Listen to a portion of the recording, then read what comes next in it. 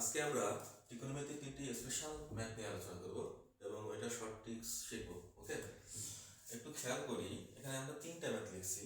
তিনটা ম্যাথের মধ্যে দেখো, প্রথমটা আছে sin alpha plus cosec alpha equal to 2 হলে দেখা হচ্ছে sin to the power n alpha cosec to the power n alpha equal to কত 2।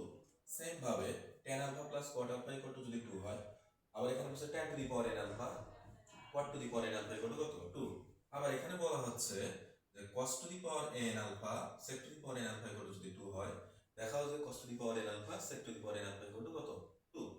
এখন একটা জিনিস তোমরা খেয়াল করছো যে sin আলফা cosec আলফা, এখানেও আছে sin আলফা cosec আলফা, এই দুটো ফিক্সড আছে, শুধু উপরের যে পাওয়ার n চলে আসছে। ওকে, শুধু পাওয়ারটা কি আসছে n চলে আসছে।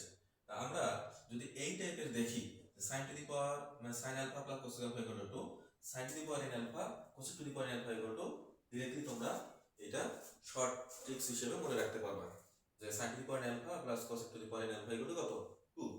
কিন্তু আমরা একটা ম্যাথ প্রথমটা দেখো সলভ করি। হ্যাঁ, সলভ করলে তাহলে আমরা বুঝতে পারবো যে আসলে শর্ট ট্রিক্সটা কিভাবে আসতেছে। তো দেখো এক নাম্বারটা কি আছে যে sin alpha plus cosec alpha equal to কত 2 না, sin আলফা আছে, কোসেক আলফাকে কি লেখা যায় 1 by sin alpha equal to কত 2।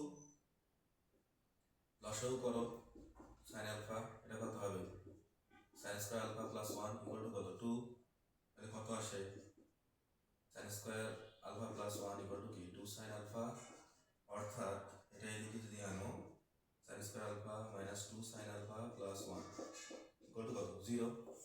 তাহলে কত আসে এখন দেখো, এটাকে কি লেখা যায় বলো তো, a square minus 2ab plus কত b স্কয়ার ইকুয়াল টু কত 0, তাই না? তাহলে sin আলফা মাইনাস 1 লিখে তারপর হোল স্কয়ার ইকুয়াল টু 0, অর্থাৎ sin alpha minus 1 equal to 0, sin আলফার ভ্যালু কত আসতেছে 1। সেম ভাবে এখান থেকে কোসেক আলফার ভ্যালু কত আসবে, উল্টাই দিলে কত হয় 1 এ আসে। তার মানে sin আলফা কোসেক আলফা এর ভ্যালু কত আসতেছে 1।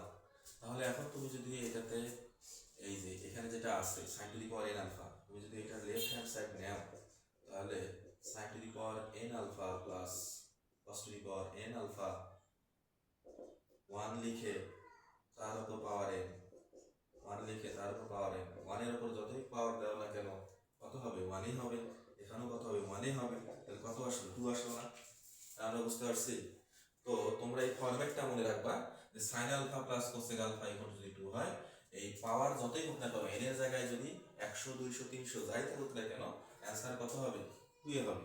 যদি আমি এই ম্যাথটা যদি এটা দিতাম যে sin to the power n আছে, আমি বললাম যে sin to the power 100 alpha, তারপরে লিখলাম যে cosec to the power 20 alpha equal to 1, চোখ বন্ধ করে কত হবে 1 প্লাস 1 2 হবে। বুঝতে পারছি। সেম ভাবে আমরা বাকি দুইটা যে ম্যাথ আছে এই দুইটাও সেম ভাবে করতে পারবো। ওকে, তোমরা ফরম্যাট মনে রাখবা এবং ওইটা সমান কত হবে 2 হবে। ফরম্যাট যদি থাকে sin কোসেক আলফা থাকবে আর এখানে 2 থাকতে হবে, আর এখানে কত আসবে sin to the power n, sin আর কোসেকটা সেম থাকবে, n এর যদি পরিবর্তন হয় অ্যান্সার কত হবে প্রত্যেক ক্ষেত্রে 2 হবে।